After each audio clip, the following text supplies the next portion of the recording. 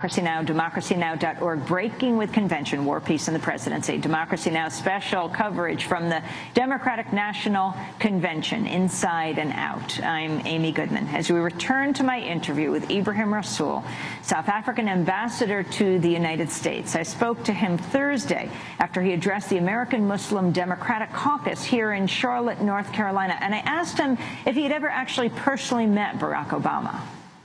Part of the reason that I've been asked to serve as ambassador here in the United States was that in 2006, an unknown senator from Illinois visited South Africa, and very few politicians opened their door.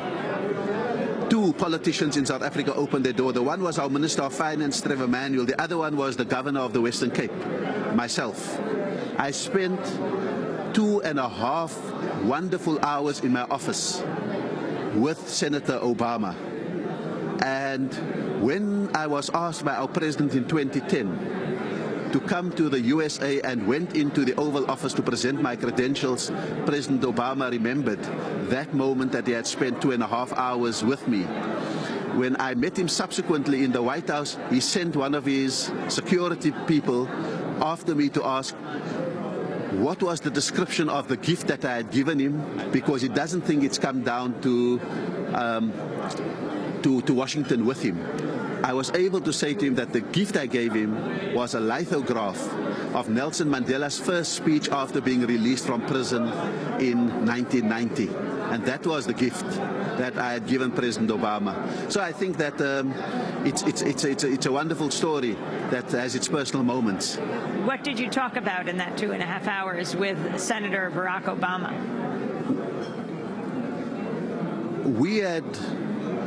We had spoken about a wide range of issues. We spoke about multiculturalism in the world, because I think that we were dealing with a Bush era of with us or against us, of monoculturalism being rampant.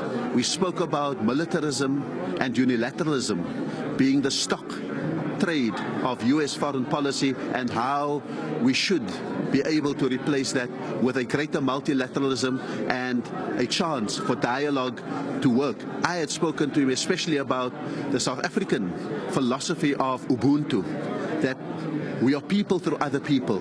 We are interdependent, and that we need to speak to each other's humanity. Those were some of the ideas that we had exchanged at that moment in 2006. Was Michelle Obama with him? She was not with him. So that was 2006. What was your reaction when you saw him rise in the United States, and then in fact he was elected in 2008? I must say that in my own household, I was governor of the Western Cape who had met Barack Obama. My wife had just been appointed as Commissioner for Gender Equality by President Mbeki, and she argued that it was more important for the White House to have its first woman than to have its first black person. That was a very healthy debate. I conceded to her that maybe it's more likely that Hillary Clinton will become president. So I was very, very surprised when Barack Obama actually pulled off that election in 2008. And I think there was an air of excitement, and the newspapers in South Africa ran the picture of me handing President Obama, when he visited Cape Town in 2006, the gift of Nelson Mandela's first speech. And there were lots of quips about my ability to have foretold the future. In that speech, what did President Mandela say? It was a world in which Nelson Mandela had just come out of prison. He was going to start the negotiations with F.W. de Klerk. He was really carrying forward a vision of South Africa that was largely shaped in the Cold War. He spoke about nationalizing the mines and nationalizing this, but he also spoke about reconciling black and white in South Africa, about how we are going to not destroy whites, but embrace them. How we are going to share the country, not take it over. And how we are now going to create a possible peace for the remaining generations. That was one of the most amazing speeches that reflected to a large extent, a Cold War past as well. And the transformation of Nelson Mandela between then and when he became president was an enormous one. The ability to see that the world has changed, the ability to imbibe all of these new ideas, the ability to understand how you live in a world that is now unipolar, where the United States dominates and capitalism is rampant, and then to begin to put down the underpinnings of embracing capitalism, but understanding that it needs human dimensions, that it needs to be underpinned by a humanity that is able to share out the benefits of capitalism and to remove the harshest aspects of it. I think that debate, almost 20 years later, has never been sharper than I've heard it in the USA at this moment. We were just in Durban, South Africa, for the climate change conference. There is a group of donors to the Democratic Party that are now raising deep concerns that President Obama has not raised the issue of climate change in this convention through the various speakers. What about that? You've been observing this election, and you've been observing this convention, and you've been, of course, South Africa, just as the United States, is deeply affected by climate change.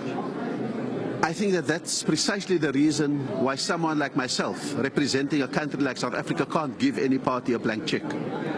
I think that there are global issues which are being subsumed by certain narrow discussions within the US, namely the desire to elect a president, that there is not the requisite leadership to say we need to make sure that the world is a better place, that it is a world that is free of carbons than before. And what is amazing is that Tampa was threatened by a hurricane, that there are floods, there are fires, there are droughts, there are enormous heat waves through the United States, and yet the elephant in the room is not being addressed. And that's the shortcoming of conventions. If this had been an ANC convention in South Africa, it would have been rough. It would have been a rough policy debate. It would have been a rough electoral contest. But we expect that the US is different. But it can't be substantially out of step with the world.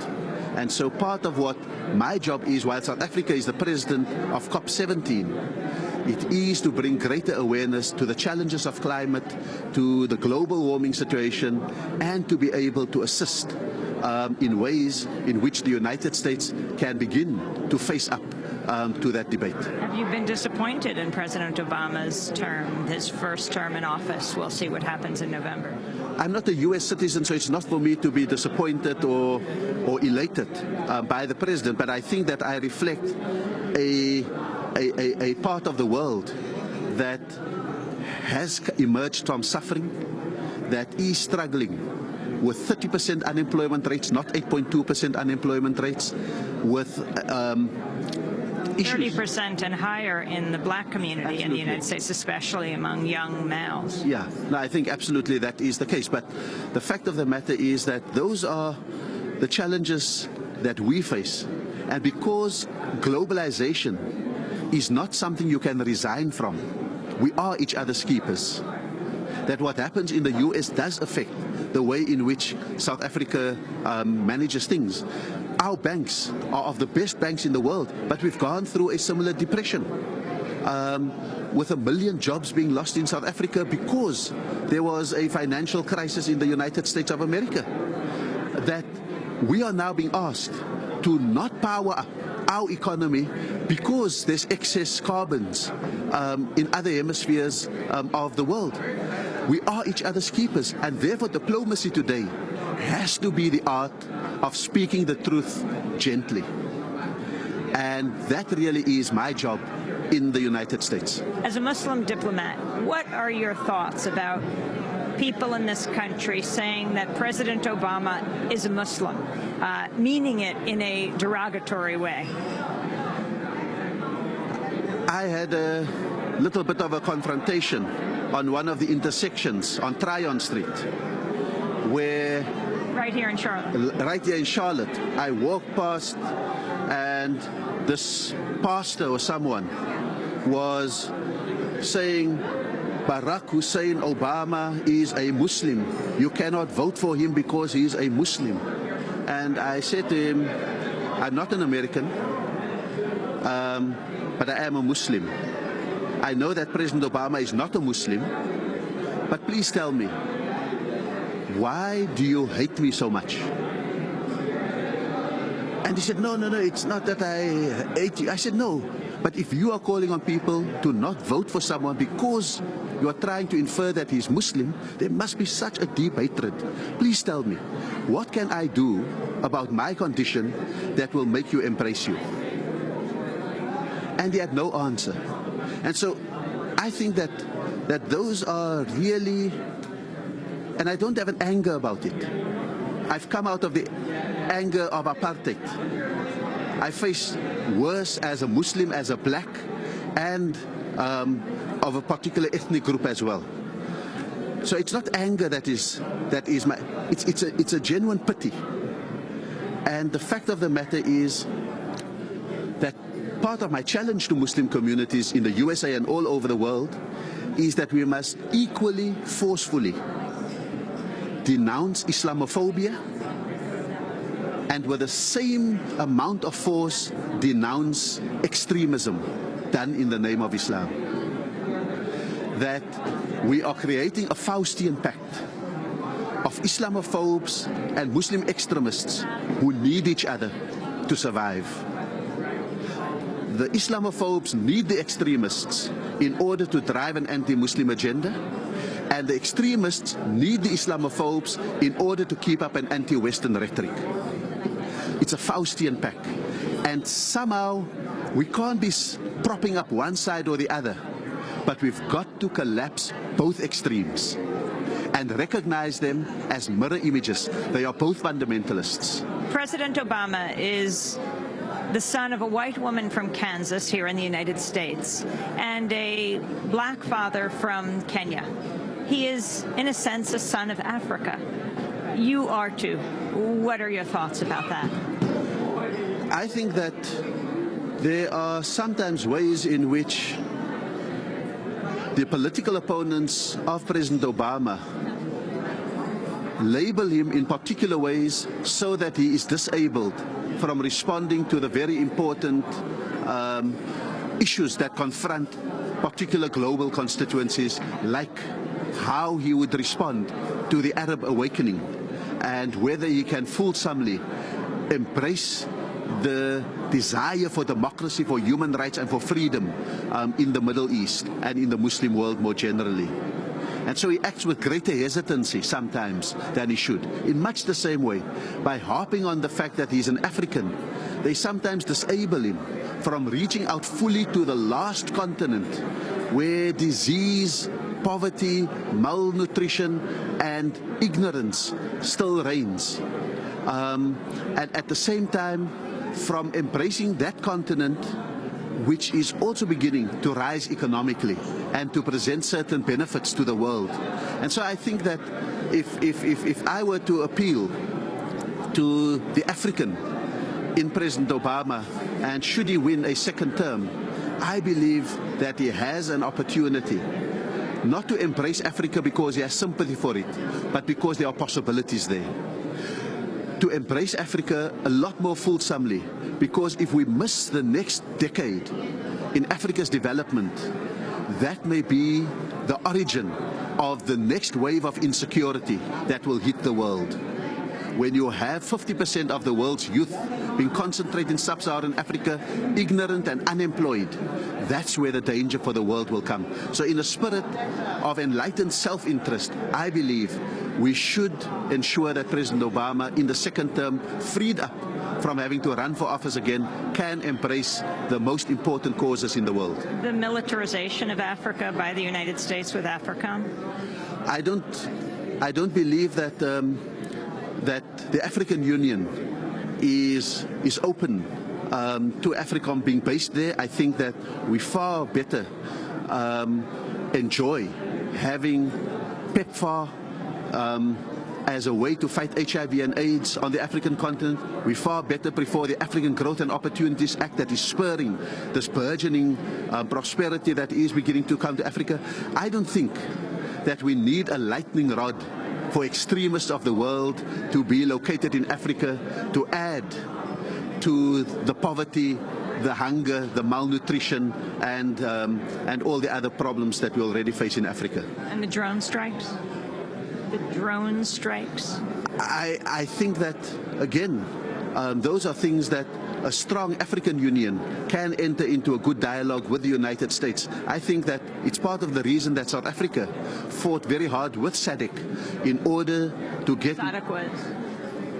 SADC, the Southern African Development Community, to ensure that our Home Affairs Minister becomes the new chairperson of the African Union, in order for us to have a coherent voice, in order for us to cohesively stand together as a continent and define our own interests and not simply be another battleground. For far too long, we have suffered from being a theater of war and conflict in the Cold War. We now need to be freed of those kind of things so that Africa can get on with its life. That was Ebrahim Rasool, South Africa's ambassador to the United States. When we come back, more from the floor of the Democratic National Convention. This is Democracy Now!